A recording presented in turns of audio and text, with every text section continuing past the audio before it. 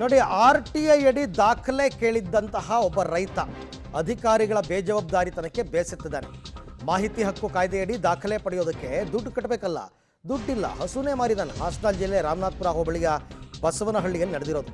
ಕಾಳೇನಹಳ್ಳಿ ಗ್ರಾಮ ಪಂಚಾಯತ್ ಕಾಮಗಾರಿಗಳ ದಾಖಲಾತಿಗೆ ಅರ್ಜಿ ಸಲ್ಲಿಸಿದ್ದ ರೈತ ರವಿ 16,370 ಪುಟಗಳಿತ್ತಂತೆ.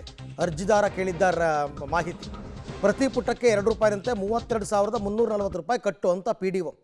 ಕೊನೆಗೆ 25,000 ರೂಪಾಯಿ ಹಸು ಮಾರಿ ಆ ದುಡ್ಡು ಕಟ್ಟಿ ದಾಖಲೆ ಪಡ್ಕೊಂಡಿದ್ದಾನೆ. ಪಡೆದ ದಾಖಲೆಯನ್ನು ಎತ್ತನ ಗಾಡಿನಲ್ಲಿ ಊರಿಗೆ ತಗೊಂಬಂದಿದ್ದಾನೆ.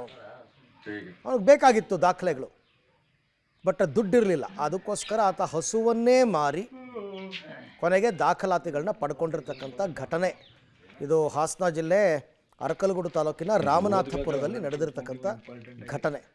RTI ಅಡಿ, right to information act, RTI ಮಾಹಿತಿ ಹಕ್ಕು ಕಾಯ್ದೆಯ ಪ್ರಕಾರ ಪಡ್ಕೊಳ್ತಕ್ಕಂಥ ದಾಖಲಾತಿಗಳು. ಅದಕ್ಕೆ ಶುಲ್ಕ ಕಟ್ಟಬೇಕು, ಗೌರ್ನಮೆಂಟ್ ಫೀಸ್.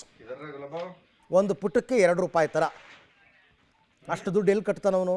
ಅದಕ್ಕೋಸ್ಕರ ತನ್ನ ಹಸುವನ್ನು 25,000 ರೂಪಾಯಿಗೆ ಮಾರಿ ಕೊನೆಗೆ ದುಡ್ಡನ್ನು ಕಟ್ಟಿ ದಾಖಲಾತಿಗಳನ್ನ ಆತ ಪಡ್ಕೊಂಡು ಬಂದಿರತಕ್ಕಂಥ ಘಟನೆ ನಡೆದಿದೆ.